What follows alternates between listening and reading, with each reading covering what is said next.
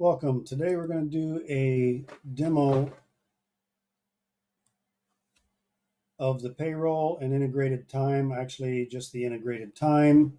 I'm just on the payroll page to show you that once set up and your client logs into payroll, they will have the time menu item over here. They can click on that and that's going to bring them right over to their dashboard in time, which can be configured uh, per user based on which widgets they want to see as far as the information they need on their dashboard. Go over to edits and time management, where pretty much 99.9% everything is done. Our exceptions are here.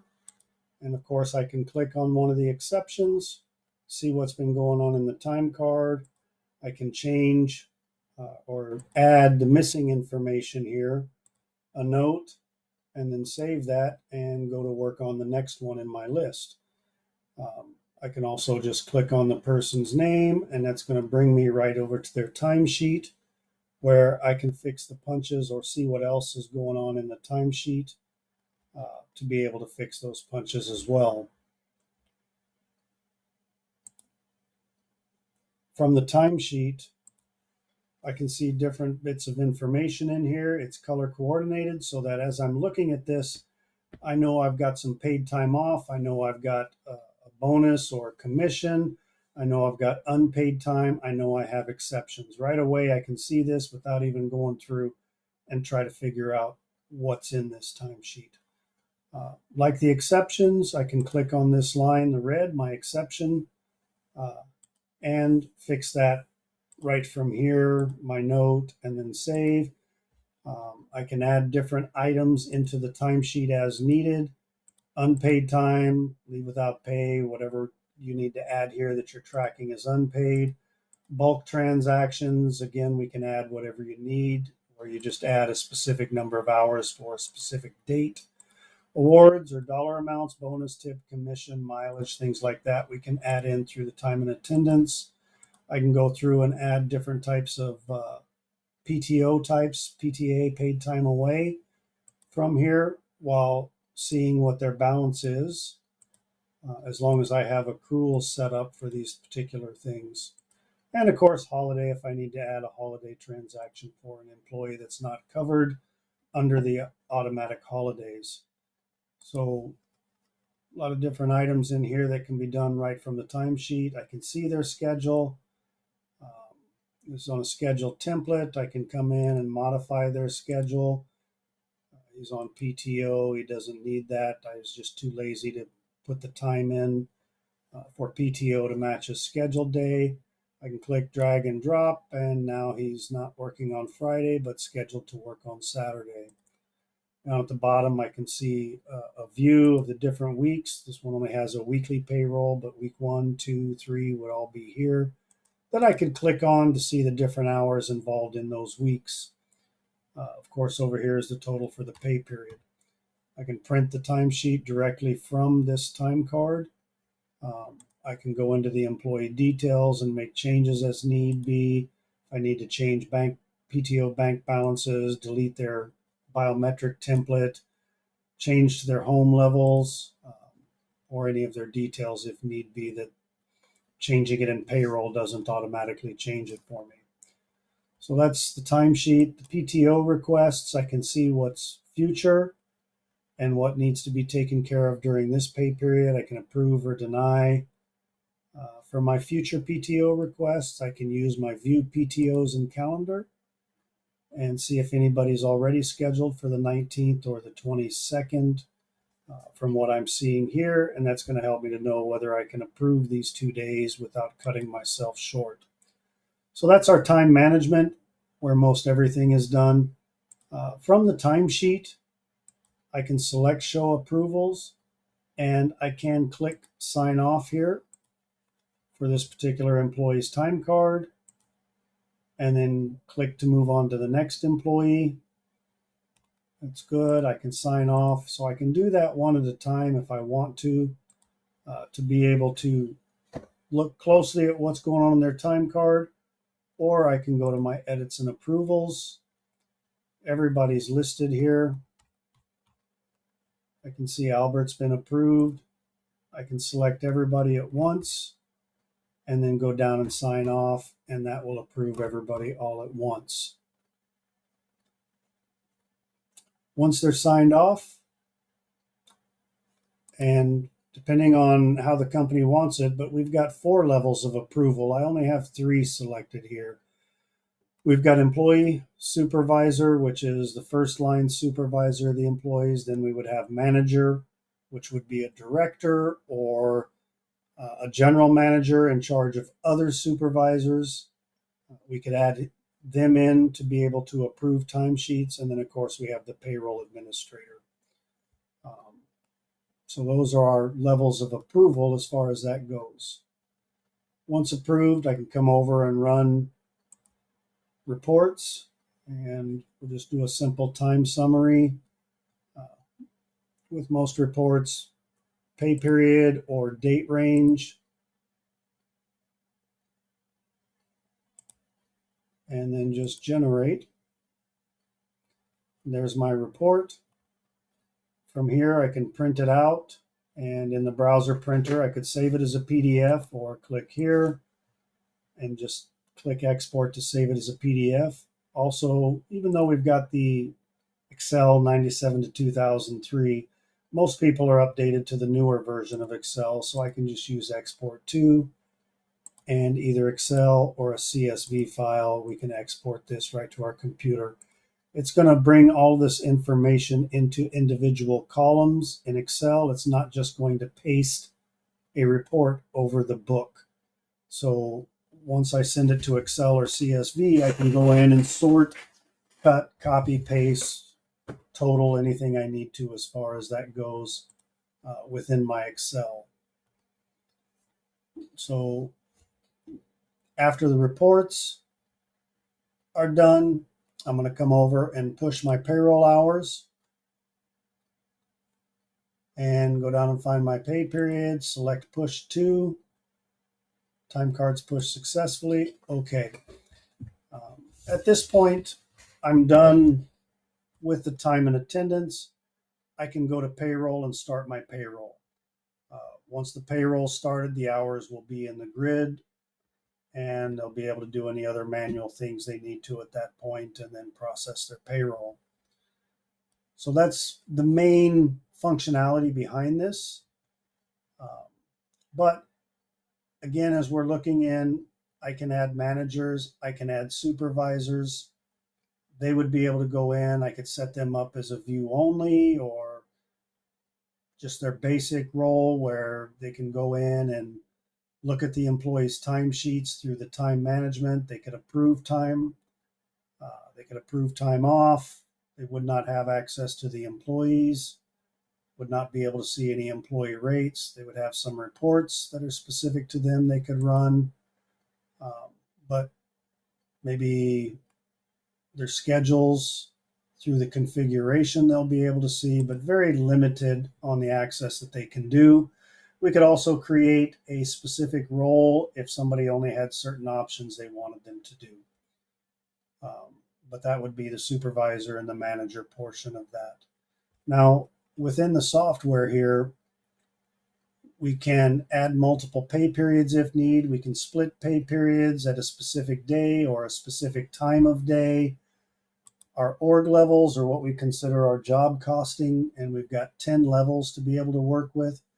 Even if they only use 2 levels in payroll, they could utilize the other levels in here to break things down further on their job costing, have the employees change departments, jobs, whatever the case may be for the company that needs to have that level of job costing, or even if they just change one. So there's 10 levels to choose from overall for the customer, but they don't all have to be used. Punch location would be an IP address that we could add in, and in the web clock policy specify that they have to be in that specific location with that specific IP address in order to clock in or out. Geolocation or geofencing locations is where we set up radiuses around buildings or areas where you want your employees to only be able to clock in and out from. We can have multiple mobile profiles. We can have one that enforces geofencing location. We can have a profile that simply has geolocation in it, which means when they clock in or out, I can come over here and see the start location and the end location. I can click on that and see my pinpoint in the map of where they were when they clocked in or out. So we can mix and match these things in the mobile profiles, creating multiple profiles with things that only the employees in that profile need access to, and then assigning them to that profile. And that's the same with the web clock. We can create multiple profiles for the web clock for the employees to be able to do what we want them to do. Moving on through the configuration, we can create multiple overtime policies, multiple auto lunch deductions. Maybe they get half an hour deducted after 5 hours, or something along those lines. We can add in the company's holidays and then create groups and assign employees to groups for the specific holidays or amount of time they get for the holidays. The rate matrix is basically assigning a rate to a job or department or task or something like that. Normally that's converted in payroll and not necessary, but it could be used in time. We had two types of rounding. We've got a general rounding and we've got scheduled rounding, but the general rounding I could apply to the people and it would round their ins and outs to the quarter hour, the tenth of an hour, or something like that, if needed. Level hierarchies, if I've got 2,000 departments, but most of my employees only need to see 3 of those, I can create a level hierarchy plan with just those 3 departments in it, assign those employees to it, so when they go to change departments, all they're going to see are the 3 that have been included in the level hierarchy that's assigned to them. We can do comp time, and if you're not familiar with comp time, it's basically overtime gained is converted into a comp time at a specific rate set forth by the company. And then the employee can utilize that comp time to take time off. Shift differentials, we can create shift differentials where maybe an employee gets a different rate for working at a different time of day. For the schedules, we got 3 types of schedules. We have a schedule template, similar to what I just shown you earlier. I go through and create a template Monday through Friday, 8 to 5, and then I assign that to employees, and it just pushes forward every week until the employees change to a different template or a different type of schedule. We've got the multi-week, which is basically a rotating schedule. I could do Monday, Wednesday, and Friday, 8 to 5, and then Tuesday, Thursday, and Saturday, 10 to 8 p.m., and then it just rolls forward every other week, assigning that particular schedule to them so that I don't have to go in each week and modify schedules. We also have a dynamic scheduler, and with this, we would create the location of the schedule, such as a store or a client. We would assign the employees to the schedule, to the dynamic scheduler, and then in the employee, we would go in and select the position the employee is able to do and the skills for that position. So a position might be a mechanic, a skill might be oil and lube, tires, engine rebuild, something along those lines. But basically we can put that in so that when we go to schedule somebody and we're creating that schedule, we can define certain skills and certain positions. And when we click our button, it'll look for employees that match that and bring them forward to us to be able to schedule them. So on this, we'll look at the schedule definitions here. I'll select the location, date range, and the positions that I've got for schedule. And I've just done these 3. I've done one each day of the week up here for physical therapy, CNA coming in every other day, and speech therapy coming in every other day. As I'm looking at this, I can see that I've got everybody scheduled here. It's green. Same with here and here. But right here is yellow. And if I look down here, I've only got one person and I actually need two. So I can click on the yellow, click my filter, any employees that's capable of the shift that I created. I can go ahead and assign, and now that turns green. So I can see what's going on here. I can copy these schedules out week by week, publish that, and then that's going to go to the employees' schedule that they can view. So that is the dynamic scheduler portion. Our PTO, we can create as many policies as we need. Inside these policies, determine what types of PTO are given, and we can set those up based on their accrual rates. The first 2 years, 2.67, second through the end of the fourth year, 3 point, so forth. We can accrue time based on the number of hours worked. So for sick, it might be 1 hour for every 30 hours worked, and we'll cap that off at 24 or 40 hours, whatever the current state value is. We can accrue X amount per pay period, X amount per month, or X amount per year. We can use their hire date to be able to use that as their cutoff date where their carryover goes forward. We can also use a company accrual date where we define a specific day out of the year where that cutoff begins and the new benefit year begins. I can add as many as I need over here with different names. They don't like personal, we can change it to PTO, bereavement, jury duty, all sorts of things in here we can do with this. So that's the PTO aspect. And we could do one for like full-time, one for part-time employees, seasonal, things like that, where different employees get different banks and different accrual rates. We would separate those employees into different plans. Automated reports, there's some reports in here that can be set to email at specific times when they reach certain criteria, and a lot of different types of reports in here to be able to email supervisors or managers or other admins on specific dates and times. There's a lot of other little tiny different things in here for the software, but in the interest of time and this just being a familiarization video, I'm not going to go through all of it. The next thing I want to focus on are the types of clocks or the ways the employees can clock in or out. So we've got the web clock.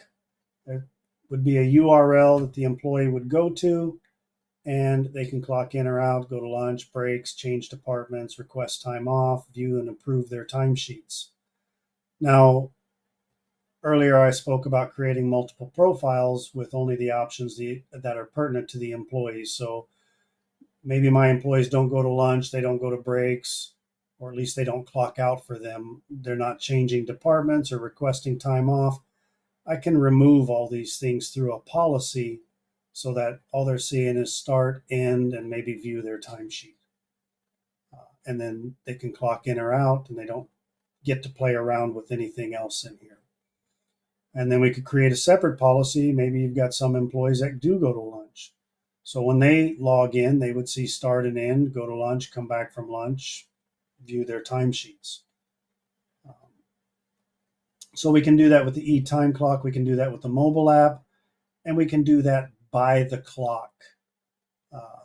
Here it's by the employee by putting them on different policies, but in the hardware, it's per clock where we can decide what gets displayed on the clock. So we've got an upper end time clock model. This is a PoE Android driven time clock with the app. And you'll notice the app in this is the same as we see in the web clock. This is going to be a theme throughout the clock. So if you've got different types of clocks or different people using different things like the web clock, the mobile app, the time clocks, they're going to see the same format, and you're not going to need to teach them several different ways of clocking in depending on how they're situated. There is a camera that can take a picture of the employee if selected to do so when they clock in or out. Again, we can take away different items in here or have them in here depending on how the employees need to clock. This is a PoE clock by nature, also a Wi-Fi clock. And if you're not using fingerprint, we can have a prox module on this or a barcode or a mag reader. As far as entry goes, you can kind of mix and match. You don't even need to use the fingerprint. You could use a typed ID number only, or a typed ID number and a PIN, or you could do fingerprint and a card, or fingerprint or a badge. Different options when it comes to the fingerprint, to these types of clocks, on how the employees can clock in or out. If you've got tablets, you can download the app from the tablet or from the Play Store or the App Store, and we can convert that tablet to a time clock for the employees to be able to utilize to clock in or out with. This is another fingerprint reader. This one comes standard with just the fingerprint and a prox reader in it. I can't put mag reader or barcode on this one. This one's a very popular model here. Again, it has the camera. It is Wi-Fi or wired, but it is not PoE, although there is an adapter that can be used to convert to PoE. But it's not native to PoE. PoE means power over Ethernet, so I wouldn't need a power outlet for the clock if I was using PoE. Just a Ethernet port that has a switch capable of power to be able to provide to the clock through that Ethernet cable. Again, they don't have to use a fingerprint or a badge. They could just type their ID in or ID in PIN, or they could simply use a prox badge over anything else, hold the prox badge up here, and that would be enough for them to clock in and out with. So it depends on the company and what they're expecting of their employees, or how they're expecting them to clock in. We do have an iris face scanner. So this one's quite nice because it not only measures the face features, but it also measures the iris and eyes and things like that. So if the company has people that wear masks or hair nets, things like that, they could have that on and still be able to clock in and out and be able to be identified through the features of their eyes and their irises. This one also has the same menu as this. I just didn't have it on here. Hand readers, if they're utilizing any of the 2000E through the 4000E, E standing for Ethernet